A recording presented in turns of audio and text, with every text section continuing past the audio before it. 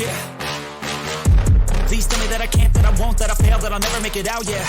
Please tell me all the bad and we the are good. Fill my back. head full That of every single effing doubt, sports yeah. show. Say We any go negative thoughts through that pop every up when I team, hear every it. division on our way to opening day. Hopefully you guys have been keeping up. If you have not, head over to That Effing Sports Show over on Twitter. You can use keyword EFIN on YouTube and find us there. Wherever you catch podcasts, if you punch in that EFIN, you will find this series. Every team broken down. And to make sure we get it right, we bring in the Adam Hulse from Adam Hulse Sports, at Adam Hulse Sports on Twitter. Adam, NFC West today. Once we finish this up, we're going to be halfway through the NFL. Yeah, and the NFC West is a good one. It's a lot of question marks in the NFC West, a lot of changes, a lot of interesting things with the quarterbacks for all four teams in this division. So NFC West is a good one. I'm kind of excited about this one. This one has good teams you want to talk about. We got the Rams, we got the Cardinals, we got the 49ers, we got the Seahawks. We got contenders here. Every division that we've done so far, we've had a clear winner and a possible wild card team. And you and me may have disagreed on who that was, but that's kind of been the format so far. I think we're going to kind of end up with the same thing at the end of this one once we get done with it. But we start off with the LA Rams. You talked about movement. You talked about changes, a lot of changes on defense with the Rams. They keep Stafford. They add Stetson Bennett. They dump everybody else at quarterback. And of course, they've still got Cooper Kupp. So offensively, absolutely horrible team last year. A lot of that has to do with the defense. We'll talk about some of those changes as we go through this. I would say the expectations are not great for the Rams, but I also think they might be getting undervalued because we kind of forgot about Cooper Kupp and we forgot about a healthy Matt Stafford. Well, I think a lot of this really does hinge on Matt Stafford's health, right? I mean, when you're talking neck, when you're talking final area at his age and with any quarterback throwing the football, that's a very concerning injury. It doesn't mean that he can't bounce back from it, but it also would not be surprising if the best of Matt Stafford is already far behind him with that type of an injury. And the Rams are still very superstar heavy when they won that Super Bowl 2 years ago. They even kind of were last year, and then the injuries kind of derailed them. They sort of are this year. You said Cooper Kupp. They obviously still have Aaron Donald on defense. No more Jalen Ramsey, no more Von Miller, no more Bobby Wagner, no more Allen Robinson. There's some things going on,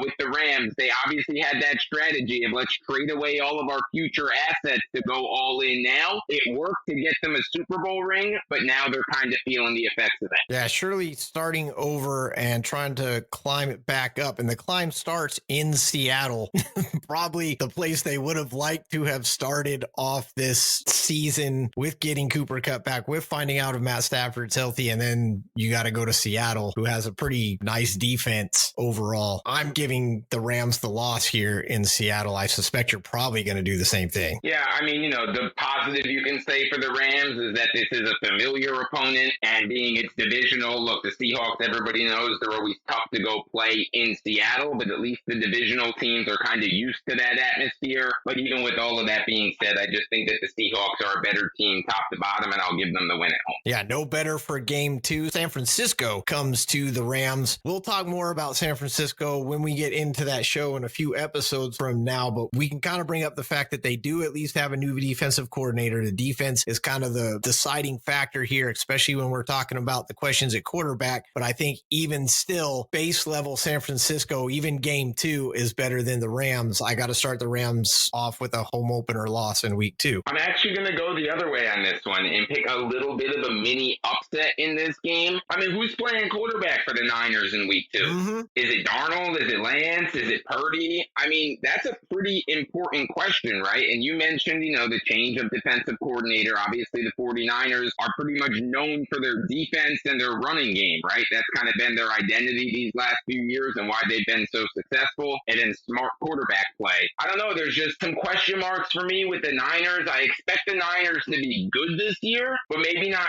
as good as some people think they're going to be. I'm going to give the Rams a mini upset here. I like it. I mean, they've got to win something. And when I look across the schedule, as we're going to hear as we go through this, it's rough. The NFC West is already a tough division to play in. And then the other sister division, if you will, the one where they got to play everybody, is the division we just went over, the AFC North. And that is not going to be an easy win this year. Then they got to play teams like Philly and Dallas, Washington, and the Giants. They also got to marry up with the NFC East. I mean, just this is definitely going to be hard for them as going to be hard because we don't know what we're going to get. Game 3 at Cincinnati. We've already talked about the AFC North. We've given the Rams a loss here, both of us in Cincinnati. I think for obvious reasons. I mean, Cincinnati, regardless if the Rams come back or not, Cincinnati's just more of a complete team. You talked about continuity. Yeah, I mean, I think that Cincinnati is going to be one of the best teams in the NFL this year. I think that the Rams might be a little bit better than some people give them credit for. And,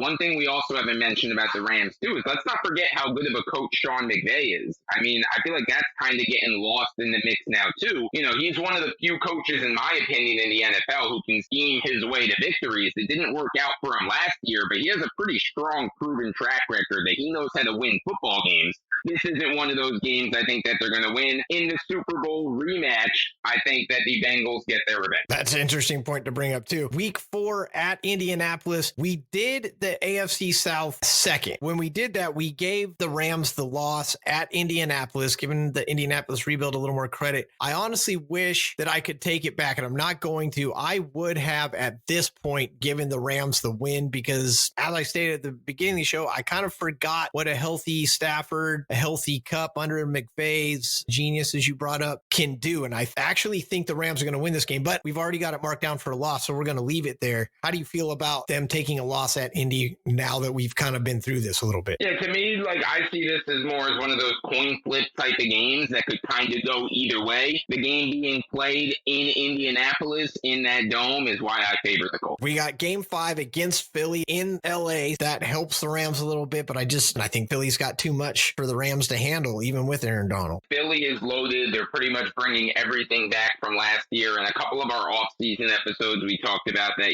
we may see a very different Philly team this year because of the contract situation. Props to them. They figured out how to work around it, and they're returning a superstar team yet again this year. They're probably going to be one of the best teams in the league again, and they're going to win this game. Week 6 has Arizona coming in. Arizona, one of those teams that we're just not expecting a lot of, just kind of a dumpster fire, trying to figure things out, rebuilding. I don't think in the next episode we're going to be giving Arizona a lot of wins. This is another place where I don't see Arizona winning. I actually give the Rams, for me, their first win of the season. I'll take the Rams in LA against Arizona. Yeah, I mean, I have to agree that the Rams are going to win this game. I do not see Arizona winning very many games at all this year with all the changes, all the question marks, the coaching, the retirement, the cuts. There's a lot of big messes right now going on in Arizona. This will probably be an ugly year, and I don't see them winning this game against the Rams. One of the big things with the Rams, like I said, is the schedule. It's not just even the skill set or how good or how bad. They just play against quality teams. They've already played against Seattle. They've already played against San Francisco and Cincinnati. That's 1, 2, 3 right off the bat. Week 5, they've got Philly. Now we move to week 7 against Pittsburgh. We both had Pittsburgh doing pretty well. I have them doing very well. Go check that episode out. We have Pittsburgh beating LA in week 7. Again, I don't think it's out of the realm of possibility the Rams could win this game. I just don't think that they do. Yeah, I mean, I agree. This is another one of those games that I think, really could go either way. I just tend to lean Pittsburgh in this one. I've kind of said a few times, I see Pittsburgh as a team over the last bunch of years, especially with Tomlin, that they often beat the weaker teams that they're really supposed to beat. They don't have a lot of those, shake your head kind of, how we lose this one to this team type of games. Just in my opinion, as an outsider, not as a fan of the Steelers. So that's why I gave the Steelers the win. Week 8, they go to Dallas. Schedule not getting any better. If this was in LA, I might call the upset here, but it's not. It's in Dallas, and so I'm going to give Dallas the victory at home. You said it a few times. I mean, this schedule for the Rams is brutal. I've said a couple times, I think that the Rams are going to be a little bit better than people give them credit for, but their schedule is just dictating so many losses, in my opinion, that even if they play better than they're quote-unquote supposed to, it's going to be tough for them to come by a lot of wins. This opening part of the schedule, this opening half, absolutely absolutely brutal, and I'm giving the Cowboys the win because they're just the better team. They are. And then week 9 at the halfway point, they go to Green Bay. I hate being so down on Green Bay. I know without looking at it, because we do all this live. This is not prepared. If you haven't listened to an earlier show, we do this on the fly. So we take it game by game and we have our memories to kind of reflect back on. And I know I haven't given Green Bay a lot of wins because of Jordan Love, because of the question marks, because of the lack of consistency. It's in Green Bay. It's in week 9. I'm actually going to give the Rams, I guess, call it an upset. I would think Green Bay might be favored in this one. I don't know. Maybe this is a push, but I'm going to give the Rams a win in Green Bay. I'm not really sure why. I'm not really comfortable about it. I want to give the Rams a win, and so this is where I'm going to do it. Interesting. Yeah, I mean, I would call it a mini upset, and it's one that I was picking as well. I am going to pick the Rams to go into Green Bay and steal the win. Green Bay, one of the weirdest teams, toughest teams to kind of figure out this year. They do have continuity in a lot of areas, especially on the defensive side, in the coaching staff, in the running back, stuff like that. Like, there's a lot of carryover that they can kind of lean on this season, and I expect them to be a run-first kind of team and play defense. Their defense is a little bit underrated. They have a lot of good players on the defense. Of course, the big question is, what is Jordan Love? I don't know. Nobody really knows. I mean, some people are high on him for no reason. Some people are low on him for no reason. I'm one of those who's low on him for no reason, because you can't have a ton of conviction about Jordan Love because we haven't seen him at all. He started one game. I mean, what really true opinion can you have of the guy as a pro? He's been on the bench behind Aaron Rodgers working on his game, and we'll see what that turns into this year. But in this game against the Rams, I think it's the kind of game that as long as Stafford is still healthy in this one, I think they can win it. And so we go to the bye. Well, the first half of the season, I've got the Rams winning 2. You've got the Rams winning 3. We talked about the schedule. They play a ton of playoff teams. I think 5 teams that are going to make the playoffs most likely, barring something just really drastic in Seattle, San Francisco, Cincinnati, Philly, and Dallas. It's a rough schedule. So 2 wins for me, 3 wins for you. They hit the bye, and then Seattle comes in week 11. It's easy to give teams a win after the bye. I think that's something a lot of us do. In this case, I actually do give the Rams an upset because they're at home against a division opponent. Yeah, I mean, I agree with you. The bye week obviously helps. Most teams in the NFL, most coaches as well, have winning records coming off of a bye week. It is a real thing. It is a real advantage.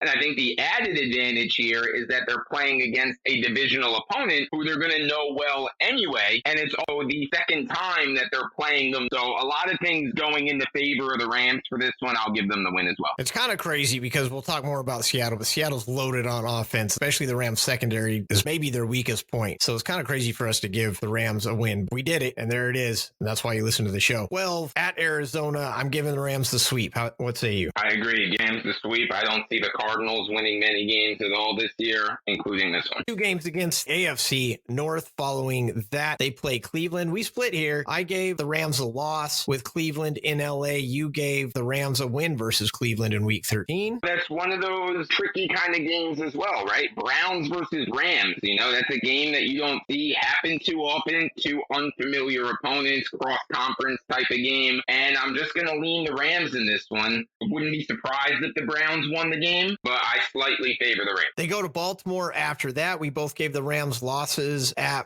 Baltimore. I think Donald does make a difference for the Rams. I don't think he can do it by himself. I'm not giving Baltimore a ton of firepower, but Lamar Jackson can move, and he moves fast. And in week 14 in Baltimore, Rams lose. Yeah, I mean, it's one of those, traveling all the way across the country to play a team that you don't play that often. In those situations, I usually favor the home team. In this case, the Ravens are also the better team. So give me the Ravens. Washington comes to LA after that. I haven't looked at the schedule. Like I said, we do all this live. I'm not going to go look at it now, but it's possible I might not give the Commanders a single win this season. I'm sure I'll give them one reluctantly, but I'm not giving it to them against the Rams. The Rams win against the Commanders in LA. I agree with you. Commanders will be one of the worst teams in the NFL this year. Their quarterback situation is a joke right now, in my opinion. They're not going to beat the Rams in this game. Week 16, New Orleans comes to LA. Yeah. I said the Rams lose to New Orleans. We both had New Orleans doing pretty well. How well? Go back and check the New Orleans show. New Orleans comes to LA. I've got the Rams losing. You actually gave the Rams the win against New Orleans in week 16. Yeah, I mean, similar reasoning to what I said about, the Baltimore type of situation. New Orleans has to travel all the way to the West Coast for this game. The Rams get to play it at home. I think it's a game that they can capitalize in because of that situation, and I'm giving the Rams the win. one. Week 17 against the Giants. The Giants recently, a lot of holdouts in camp makes you question what you're going to get out of the Giants. And I think there were already question marks there. We'll talk more about that in the Giants episode coming up soon. At the Giants, if Saquon is back, I think it's going to be hard to beat the Giants for the Rams, but I don't think the game's completely unwinnable. What do you think? Yeah, I mean, this is a tricky game too,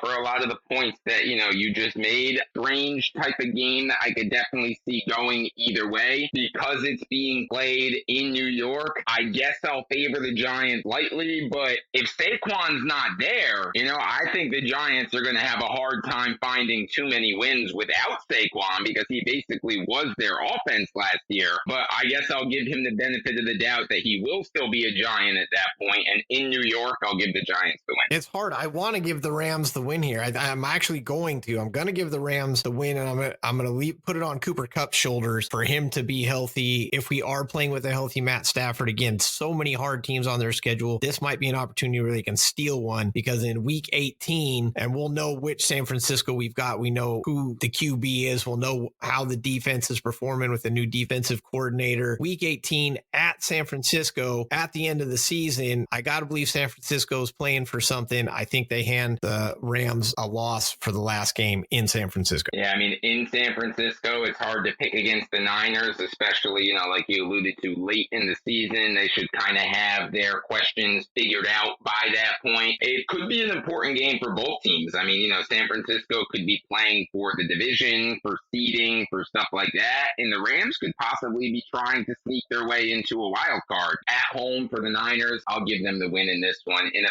potential elimination game for the Rams. I've got the Rams at 6-11. You've got them at 8-9. Still kind of a reach for a wild card spot, but we'll see how the other teams shape up in this division, where the wild card spots are going to be when we culminate this, because we are doing every team, every division. We're going to find out where everything lands. How do you think now that you see your record as we do this live? Well, I mean, that's kind of why I said with the 49ers game that it could possibly mean something to the Rams. The NFC is definitely the weaker conference as compared to the AFC. It is possible that 9-8 could be in the mix for a wild card spot. So if the Rams had won that game against the Niners, depending how stuff plays out with the other divisions, that could be important for them to maybe make or miss the playoffs. Again, it all depends how we rank the other teams when we go through their schedule. Do you think even with a wild card spot on the line in San Francisco that the Rams will be able to win that game? You've already given them a loss, so we're not going to change that. But it's a division type of thing. I give the Niners the win because I think it's going to be an important game potentially for both teams. I don't think the Niners are going to be in a situation at the end of the year where they have everything locked up and nothing to play for. I think it will be a meaningful game, and therefore it'll be a motivating game for them as well. 6-10 for me, 8-9 for the Adam Hulse. Find all his stuff at Adam Hulse Sport, NFL writer for Sportskeeda. To listen to this show or any other show, just use keyword EFIN wherever you get your podcast. You can look at that effing show on YouTube or on Twitter. We're going to go through every team. We're going through every division. We just started the NFC West today with the Rams. Not looking fantastic, but maybe better than we thought with a possible healthy Stafford, Cooper Kupp coming back, Sean McVay doing his thing. Come find out how the rest of the division comes down. Arizona up next. Join us for that one on That Effin' Sports Show. Thanks for coming out.